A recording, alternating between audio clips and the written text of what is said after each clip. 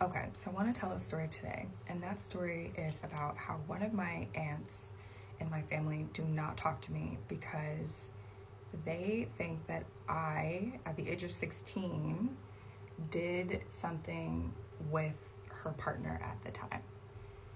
And I have been a nervous wreck to talk about something like this and to tell this story. A, because of my family. B, because I don't want people, it's not to hurt people to tell my story.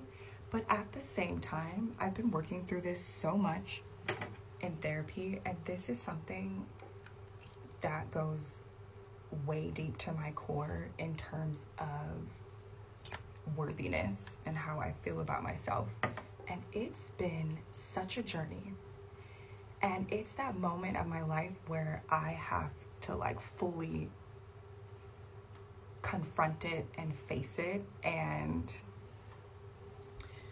talk about it, but talk about it because I also want to shed light for the women and the men and anybody who has gone through something like this, where you were underage and something in that sort of manner happened in terms of that sort of word of abuse. And I feel like I have to be careful with what I'm saying here because I don't want to be banned from talking about these situations, but also we kind of have to talk about it. I'm also not very good at storytelling, and I'm new to all this, and I'm also trying to get ready at the same time and tell a story. And I feel like the story is quite complicated and detailed, so bear with me here. But yeah, so one of my aunts does not talk to me because I guess she felt like I did something with her partner at that time. And nothing happened, but I'm going to try to tell the story quickly and also not name any names. And so I was with this aunt for the summer with my sister, and I can't remember how much time had passed since we were there in the summer for a little bit of time to when we got home. And when I think it was my stepmother was going through my phone and she found this conversation, this sort of conversation.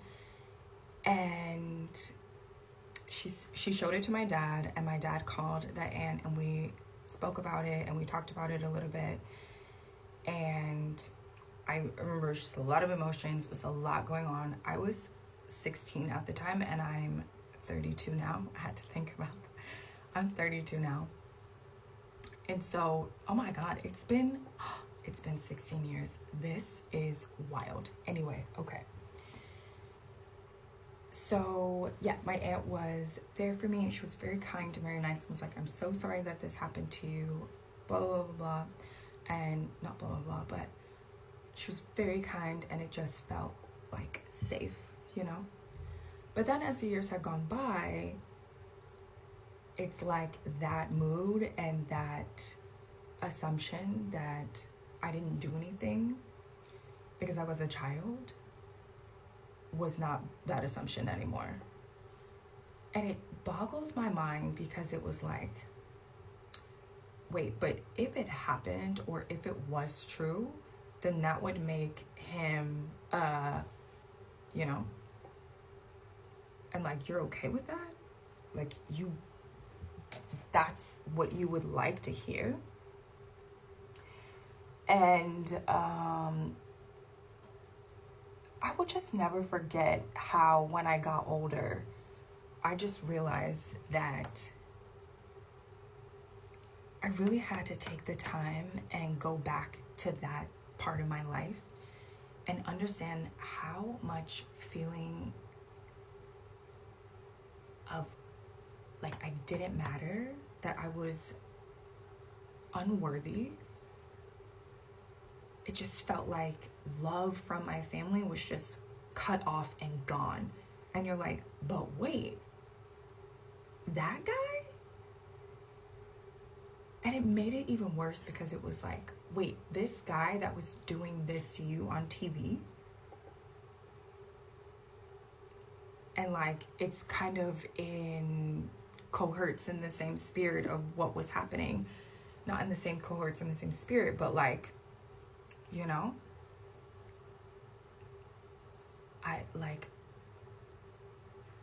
it's so painful. And I know that the ladies, the men, everybody who has experienced this sort of feeling when your family doesn't believe you, or when you're at an age where you shouldn't have been put in that situation to have to navigate it.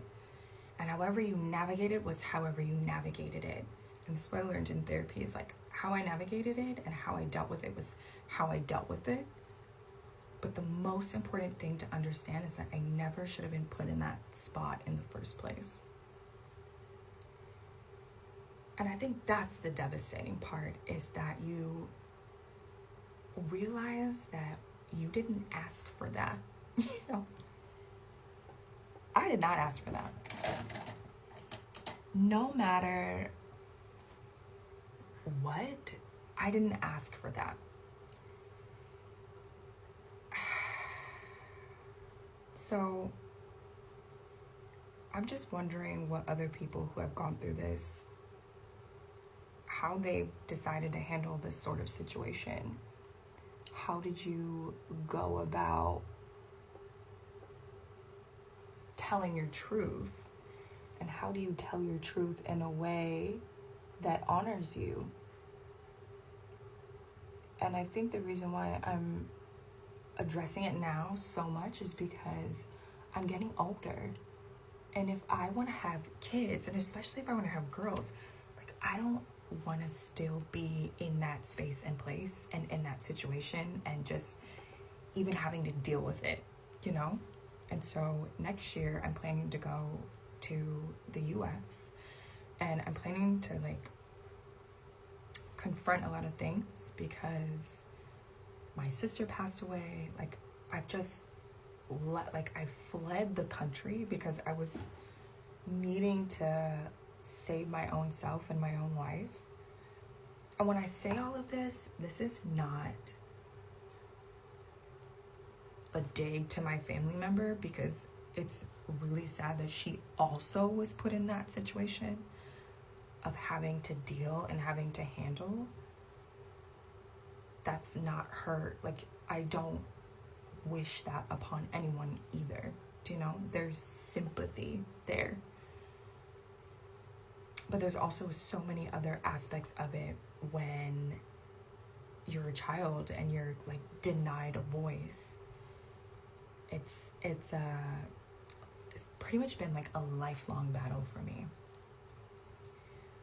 So it's been a journey, but I appreciate spaces like this where I feel like if I talk about it on social media, and I just felt like, I don't know, like, I just felt like TikTok was the space and the place to talk about it, and it felt right, and it just felt accepted in this community.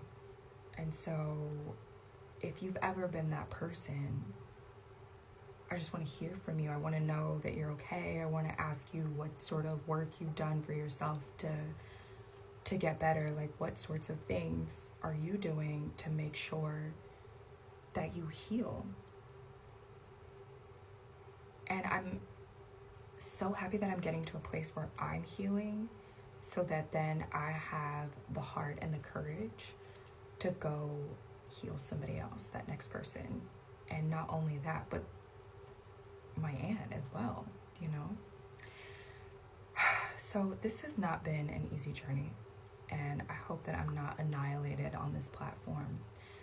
But I do just, I don't know, like, I love you all and thank you. And if you've ever been that person who's been silenced, like, so much love to you, and you're an amazing person.